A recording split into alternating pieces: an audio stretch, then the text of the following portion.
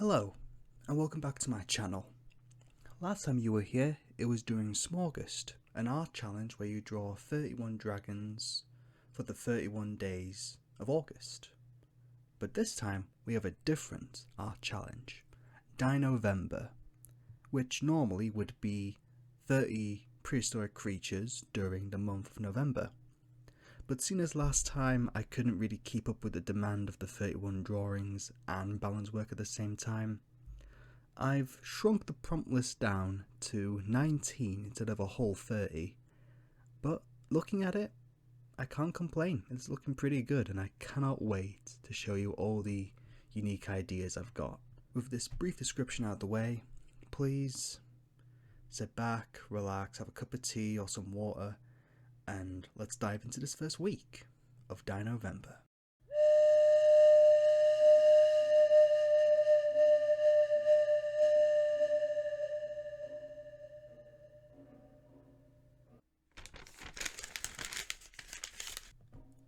A common sight, both maintaining Taranum's reefs and exploring its many beaches, the coral bite is a highly specialized descendant of trilobites, which inhabited Earth during the Permian period some 251 million years ago. They have adapted to this dragon island by forming a symbiotic relationship with the coral reef surrounding the island, similar to the relationship between leafcutter ants and their homegrown fungus.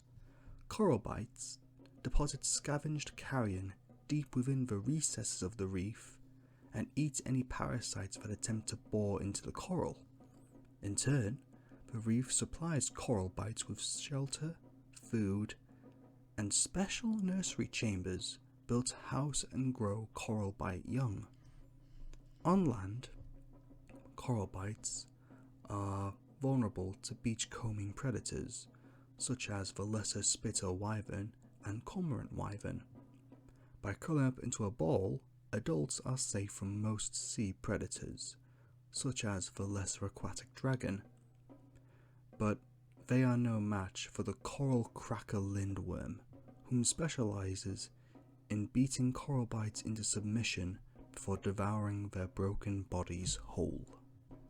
Coral bite was also drawn in reference to Samhain, a Celtic festival marking the end of the harvest and the beginning of winter, where the veil between worlds is at its thinnest.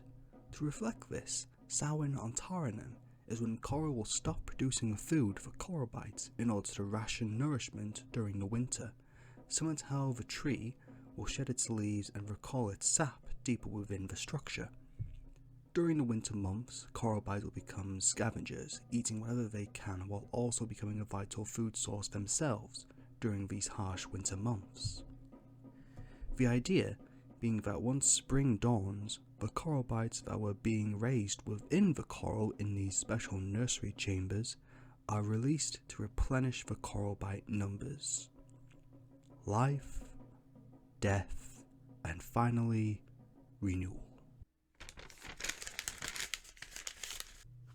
Vigilant and powerful nomadic residents of the fire forest, this descendant of Gigantopithecus, a giant ape that died out some 100,000 years ago, has adapted to Taranum by fighting fire with brain power.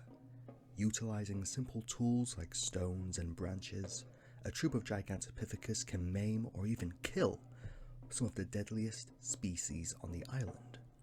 Switching to a generalist diet, Gigantopithecus can be seen eating fruit, berries, grasses, carrion, insects, and fish, but will specialize on different food sources depending on the time of the year. During the summer months, Gigantopithecus can be seen eating vegetation, fish, and insects, which are in high abundance. But in winter, they will switch to predominantly carrion, but will partake in any source of vegetation they can find, even daring to venture into the swamp to claim extra nutrients, at the cost of life and limb. While they can fend off creatures such as the buffalo drake and peccary amphiphere, the likes of cobra wyvern and mistwalker dragons prove to be a tougher challenge.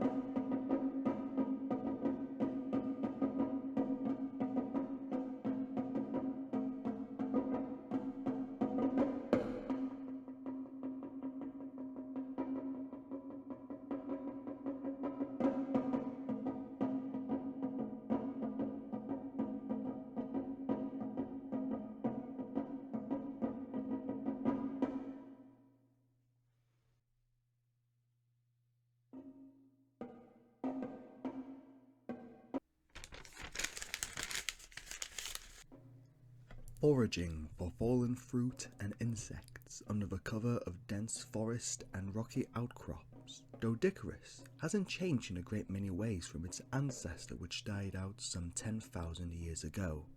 It is now, however, a more dedicated insectivore, much like its Earth counterpart, the armadillo.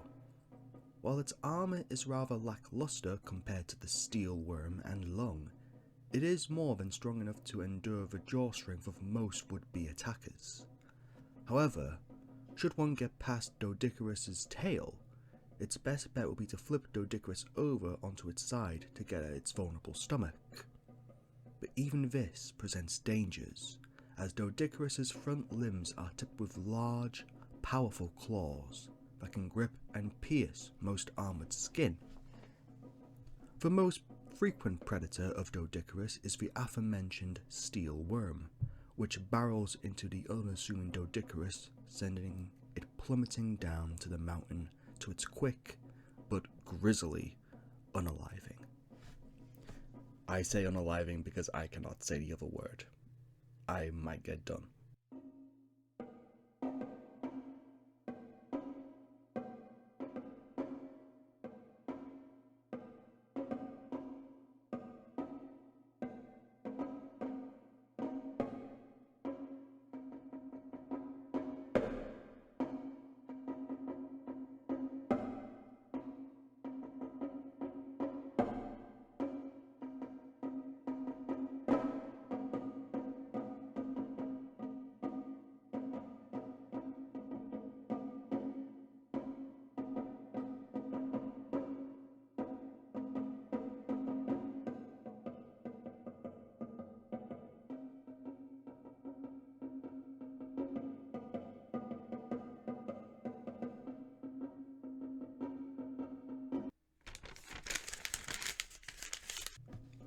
Inhabiting most forests in Taurinem, Fawkes macaque is a descendant of the Mesopithecus, which died out some 5 to 7 million years ago, which has undergone a case of convergent evolution on Taurinem, causing it to resemble the Japanese macaque.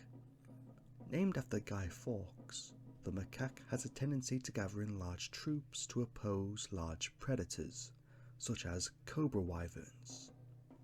Fawkes macaque also have a varied diet, eating fruit, veg, berries, grasses, carrion, invertebrates, eggs, and stray coral bites that find themselves caught out on the beaches.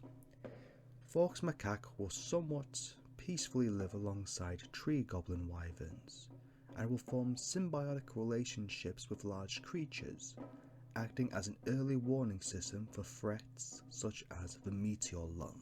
Fawkes macaque was also drawn in reference to, of course, Guy Fawkes, and given a black coat resembling gunpowder. Similar to how Guy Fawkes plotted to take down Parliament, Fawkes macaque were given a unique behaviour where they organised raids against predators, eating eggs, unaliving young, and going so far as to mob adult specimens. Remember, remember, the 5th of November, the gunpowder, treason and plot. I know of no reason why this gunpowder treason should ever be forgot.